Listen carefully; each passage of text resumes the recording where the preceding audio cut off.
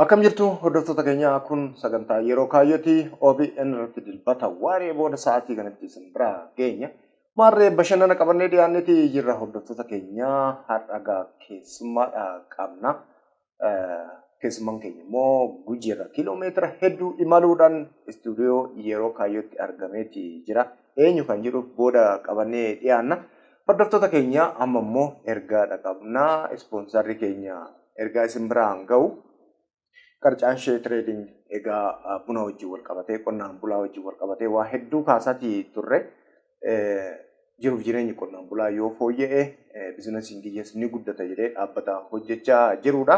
Akkasumas ispoonsarri keenya Pilaatinamii kan biraa baankii Awaashidha. Hordoftoota keenya baankiin Awaash erga hundaa'e umurii gabaabaa qabaatus hojii guddaa hojjechaa ture. Egaa misooma biyya keenyaa ceesisuu keessatti gahee olaanaa kan qabudha. Ergaa isaanii hordofnee kan walitti deebinu ta'a faana tura.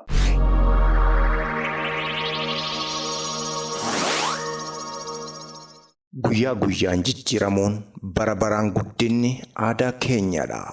Bara baraan biqiltuu bunaa sanyii filatamaa miiliyoonaan lakka'amu bilisaan qonnaan bultootaaf raabsuun manneen barnootaa daandii fi bishaan lafa jalaa qonnaan bultootaaf ni mala jennees ijaarre. Teekinooloojii haaraa qonna bunaa gara biyyaa galchuun biyya keenyatti madaqsuun dirree diriiraa irratti buna oomishuun hoomtuun hundursu.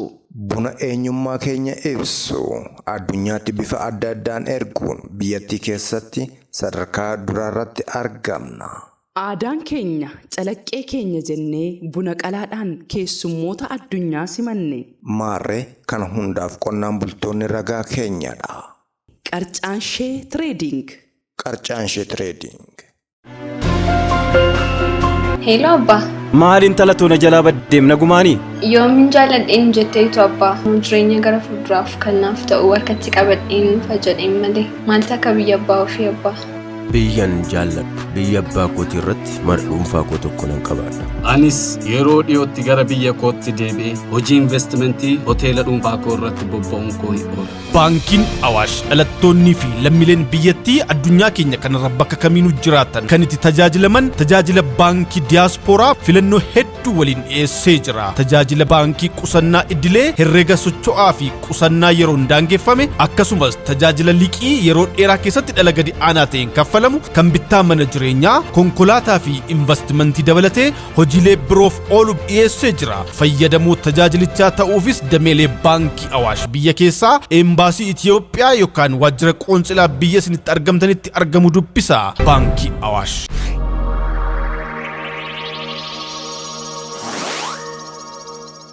Walitti deebine egaa hordoftoota keenya akkuma sila jedhe keessummaan qabaa.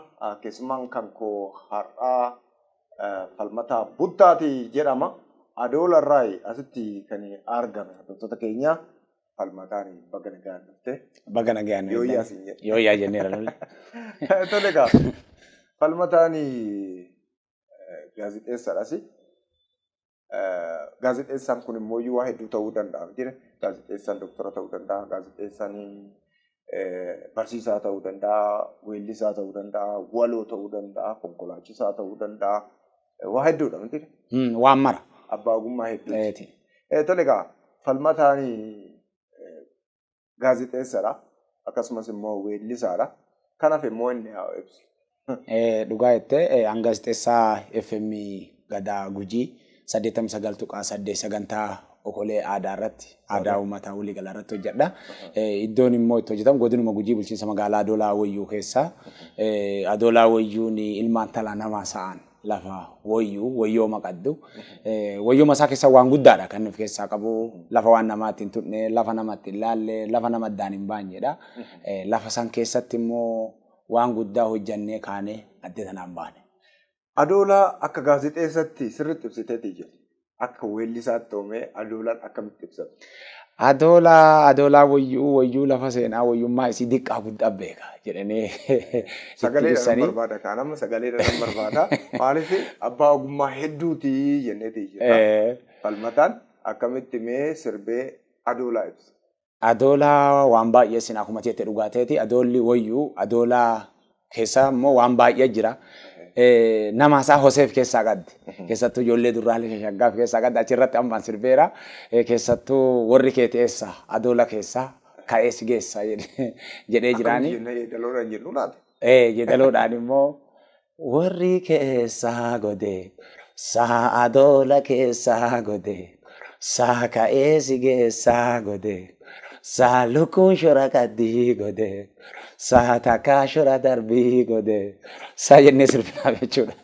Hordoftoota keenyaa egaa keessummaan keenya falmataa buttaatii yoo yaada qabattan lakkoofsa bilbilaa keenya haloo jechuun hin daggatina.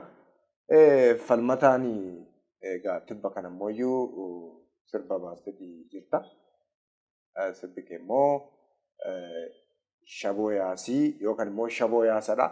Hiikni isaa maal akka ta'e gara boodatti itti dhufna garuu ati weellisaadha amma gaazixeessadhas tarii weellisaa ta'uu keetii fi waggaa sadii dura biiroon aadaa fi turizimii Oromiyaa leenjii tokko sii kenneetti ture. Waa'ee artii leenji'aatti turtan.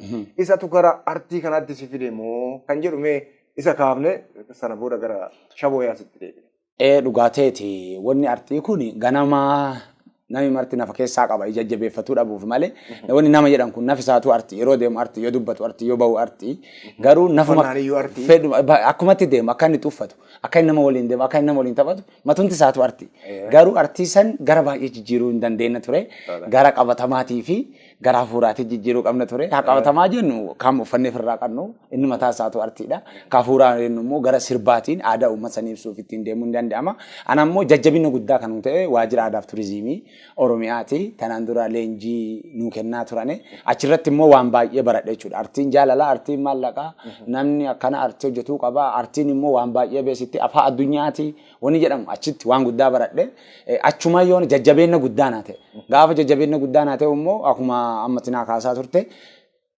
namoota foolee artii qaba walii oola waan ta'e namoota foolee artii qaba nama waan garagaraa hojjetan walii oola waan ta'eef irraa baradhaa oola jechuudha. Gaafa sitta dhufe waan sirraa baradhee deemu qaba. Gaafa immoo nama biraatti dhufe akkuma san waan baradhee deemu qaba. Keessattuu isaa anaaf immoo maan ta'ane wiirtuu lafee duddaa naa ta'ane jechuudha. Akka jabaadhee waan isaa hordofu akka irraa oolleef waan dukkeessa kiyya keessa jira akka jabaadhee baasuuf yeroo baachuun immoo ifirrumaa kaata wanni baay'een nu keessa jira olluma jiru irraa isaarraa ka'e amma immoo kana qabadhee akkanatti. Kanaafuu ka'umsi falmataadha. Ka'umsi falmataa.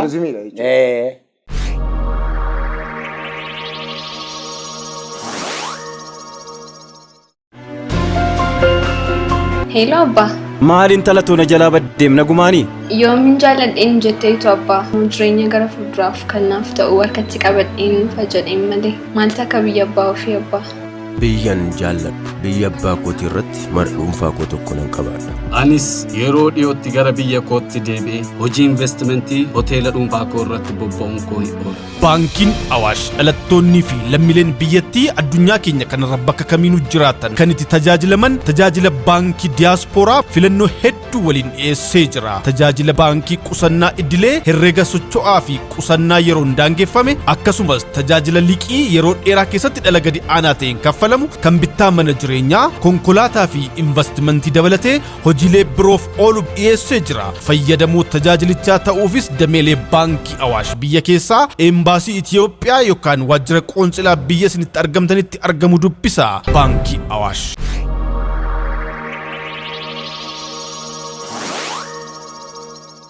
Yaasee shaboo yaasaa ilaala bobbaasaa yaasee shaboo yaasaa. Shaboo yaasadha moo shaboo yaasii kan jedhu namoonni gaafachaa turani. Mee waa'ee kanaa nu ibsiti yoom sirbama sirbi kunis kan jedhu akaafu. Sirbi akka Oromoo Gujiitti baay'ee jira. Isa keessaa shaboo yaasii isa tokko. Shaboo yaasiin kun immoo yeroo sirmamu qaba. Yeroo sirni jiru sirbama.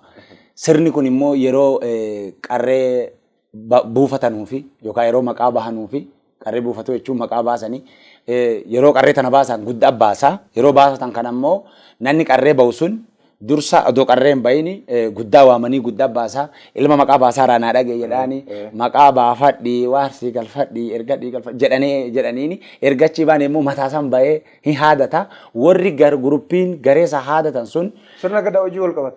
Sirna gadaa keessa raayu jechuudha. Maqaa baasichaa fi qarree buufataara. Gaafa maqaa baaru kana mataasa haadatanii maan godhanii qarreessa erga buufatanii walitti dacha'ani. Walitti dacha'anii gara nama 200 300 gara nama 400 ta'uu danda'a. Umuriin gaafatu. Yoo addaati qarree baafatu ta'e maqaa baatu ta'e asiin gadiile asiin qixa bahu ta'e qixuma waan ta'eef gaafa yeroo baansan namni baay'inaan walitti dacha'e sun korma jiraan jiru kaasee dhufa. Maaniif qalichaaf. Kaasanii dhufanii yaasee shaboo yaasaadhaa dhufan. Inni shaboo yaasaan lammaffaan immoo erga qarree baafatanii mataa hadatanii mataa sun deephee lateefiin booda abbaa nyaachisan. Abbaa gaafa kaan maqaa isaan baase kaa. Gaafa abbaa kana yaachisan immoo yaasee shaboo yaasii jedhan. Ilmaan yaasin talaa yaasin namaa yaasin. Shaboo yaasii jedhama. Yaasii jedhan. Yaasiin kun loon duraa yaasaadha. Yaasaadha. Amma immoo yaasiidha. Loon moo nagaa yaacheeti kabaachee ijoolleen gaafa san maqaa baane abbaa nyaachisuuf. Nama gaafa kaan mataa irraa haadisan.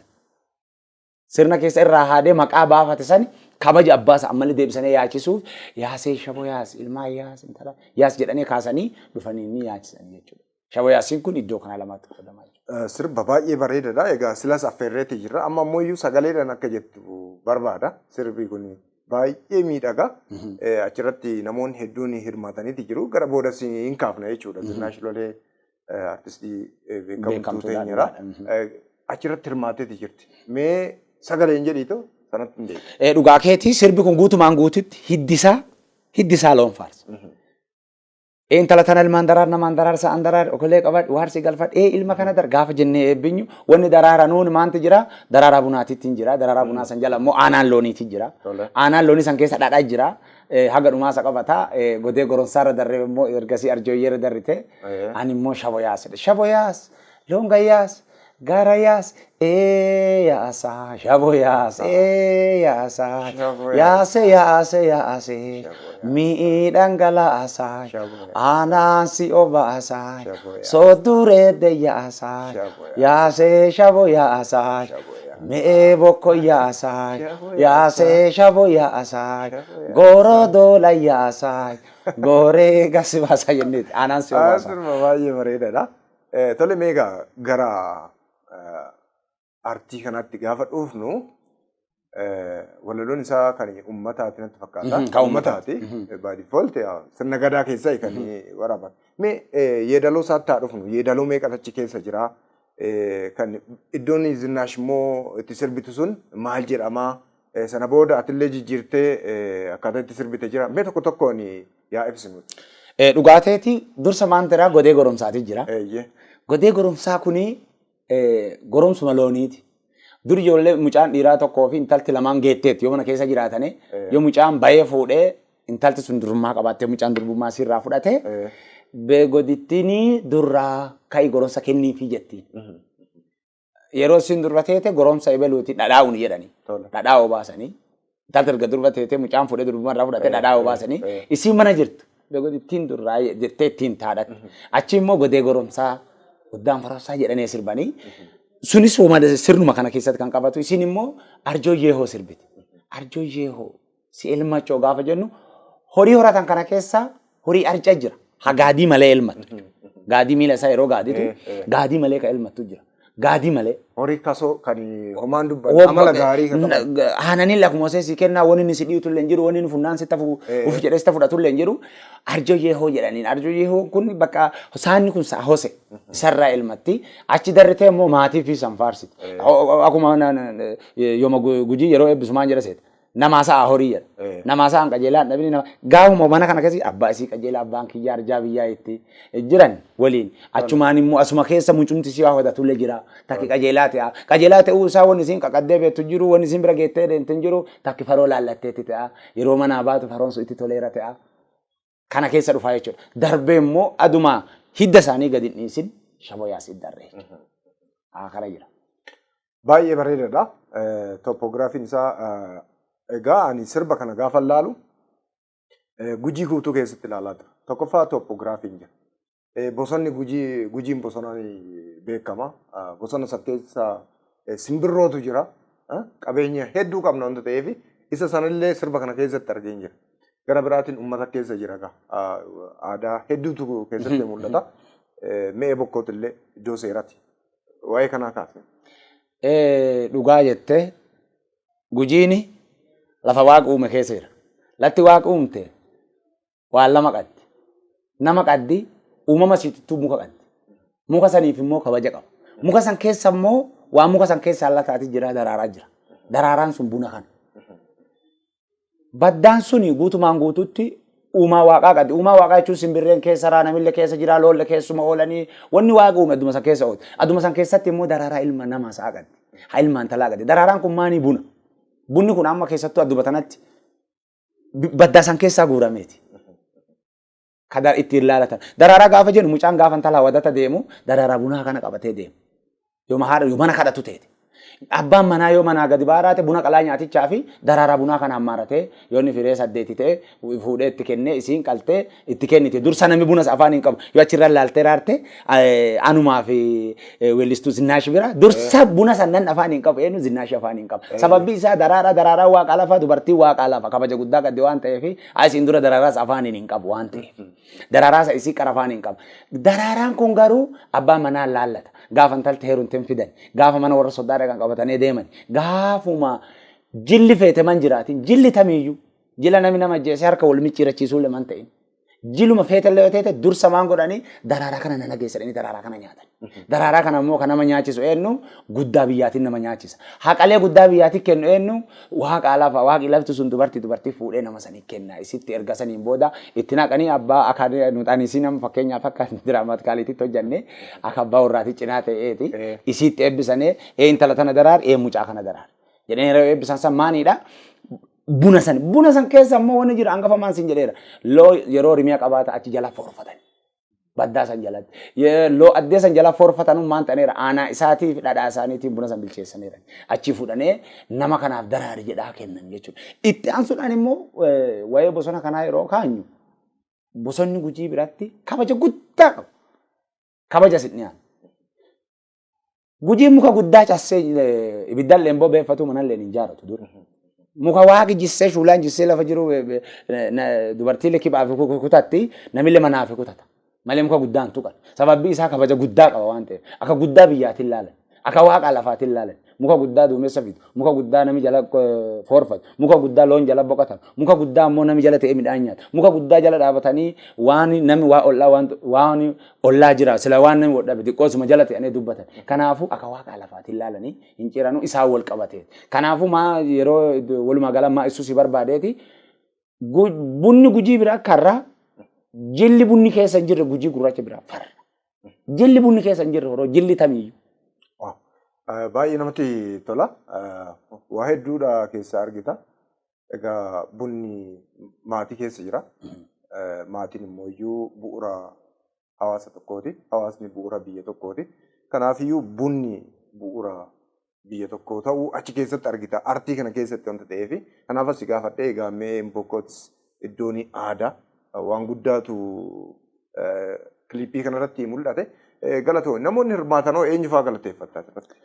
Wanni galateeffataa kun waa as dhiyaataatii miti. Zinnaashillee jirti. Jirani artistoota Oromoo baay'een hana bira dhaabata. Akkasumas ijoollee adoolaa wayyuu jiranii guddaa maan seetaa midhaan tokko nyaatuuf ati midhaan sa'eetu bilcheessee eessaa dhufee akkamii addee bilchaatanii nyaatan ga'e waan namaan jechisiisaa tokko jira. Adduma tanaa waan galateeffatuu barbaadu keessattuu dhaabbata qarcaa isheetii fi kolleejjii barnoota barsoota adoolaa wayii. Ittanii waa'ee qarcaa ishee isa kana waan kana namatti galateeffatu waatiin aan jetteef seenchuu barbaadeeti. Namoota achirratti hirmaatan. Baay'ee asin dhiyaatan akka Zinnaash lolee keessattuu yaada baadhaan na bira dhaabbachuu isaanii jiran artistooti baay'een jechuudha. Achirratti aansu abbootii qabeenyaa seenaa taa'ur jedhanii jira Tashomee Xaafaatii. FM Gadaa Gujii matumasii haa keessatti hojjetaa baay'ee. Ana ardaa jilaamee bokkoo korbana gunnaa bitee jiru. Korma gurraacha kaanyisan gara qarshii 20 wayi oliitiin kan naa bitan jechuudha. Akka guddaa galateeffatuu qabu. Maanii fi aadaa ho'aa jennaan daddafanii narra. Bulchiinsa magaalaa Adoolaa wayyuu. Adoolaa reeddee akkuma san dabalatee warroota na bira dhaabatan. Dargaggeeyyiin waan biraa. Asumaan egaa qarcaan isheen ispoonsara keenyas siifis immoo ispoonsar ta'ee siif qofa don ta'an artistoota hedduu cinaa dhaabachuudhaan artiin Oromoo akka dagaagu gochaa jira dhaabbanni kun. Mee waa'ee sana haa kaafnu ati Adoolattis waa'ee isaanii waa hedduu beektaa wanta ta'eef mee haa kaafnu laata. Dhugaa waaqa lafaati wama kaasan silaa kaasan adduma tana maan jedhuu fedha seeta gara isaan seeniin bennaa waa ilmaa kaasuu barbaade dursa waa abbaa tutta abbaa malee ilmi dhufa waa wamaan dhufan maan jedha seeta akkuma seeruma waajjira aadaa fi turizimii keessatti jiru keessatti dhaabbilee dhuunfaa ta'e moo dhaabbilee mootummaa ta'e aadaa fi safuu uummata sanii promooti godhuu qabaa jedha. An dhaabbata kan asumaan galateeffatuu qabaa jechuudha. Maaniif yeroo baay'ee dhaabbata hawaasa bira dhaabatu ganna qofa buna jiidhaa bitatee galuu adoo hin ta'in bona isaa waliin turuun jira.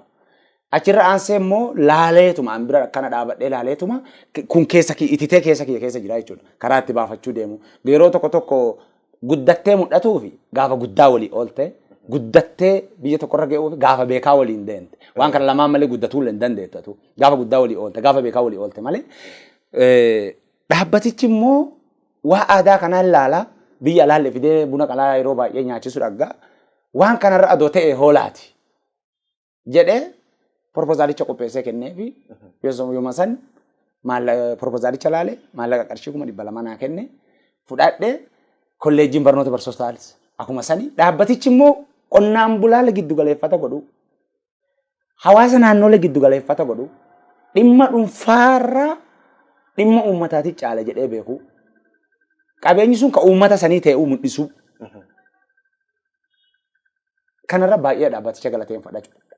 Suni wanni kun kiyyaamoti ka uummata kanaati.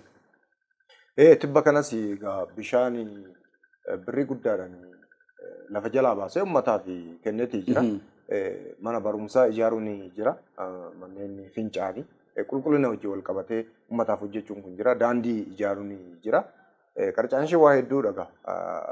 Bu'uurri isaa qonnaan bulaadha akkuma jette. Qonnaan bulaan gaafa guddatu biizinasiin kiyyallee guddata jedhee filosoofii sanarraa kan ka'e jechuudha. Falmataan gara fuulduraatti artii hojii wal qabate maali hojjechuudhaaf karoorfate maaltu sammuu isaa keessa jira kan jedhu kaafne akka gaazexeessatti gaazexeessadha wanta taateef nagaatti jettaan jechuudha warra nu hordofanii. Dhugaateeti falmataan gara dura artii irra maan qaba maal isa keessa jira kan jedhu suni wanni artii fi foolee artii dhu'a baay'een na keessa jira. An jedhu caalii warri na beeku hin jira ollaa namni na bira jiru hin beekanii ana keessallee waan baay'ee jira. Baachee uummata biraan ga'uu fi wanni waan lama gaafatti. Takka qindeessuu gaafatti. Erga qindeessite maallaqa gaafatti. Maallaqi sun immoo an sadarkaa kana maallaqa san qabaachuu dhabuu danda'a. Adduma tana waan baay'ee ana keessa jira. Artistoota akka kiyyaa keessa waan baay'ee jira. Abbootii qabeenyaatiin. Keessattuu abbootii qabeenyaatiin qabeenyi godina keessa jirutti hawaasa uummata saniitiin fayyadne qabeenya ayyuu miti. Qabeenya aadaa Arsiin beessine, qabeenya aadaa Gujiin beessine, qabeenya aadaa Shawaan beessine, Karrayyuun beessine, Harargeen beessine, aadaa Oromoon beessine Oromiyaa keessa ta'ee inni nuu qabeenyaa miti. Sababbiin isaa isarraa argate waan ta'eef. Artistoota bira dhaabatu, qaamoleen mootummaalee dhaabatu, nu keessa waan baay'ee jira. Waa asin dhiyaannee jira.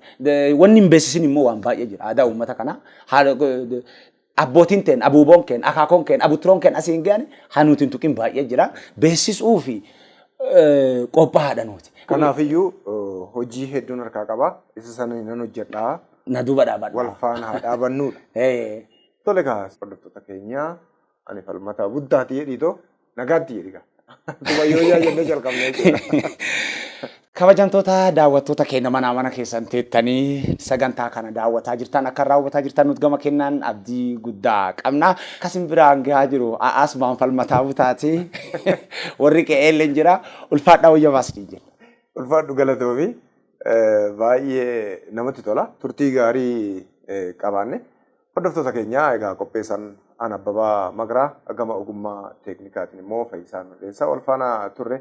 Keessumaa kan koo falmataa Buddaa abbaa kolfaa jechuun hin danda'ani. Baay'ee ittiin bashannane waan Gujii irraa kaa'atee istuudiyoo keenyatti nu argamteef ulfaadhu galatoomi kabajamii siin jenna. Torban immoo qophii bareedaa qabannee dhiyaannaa nagaatti.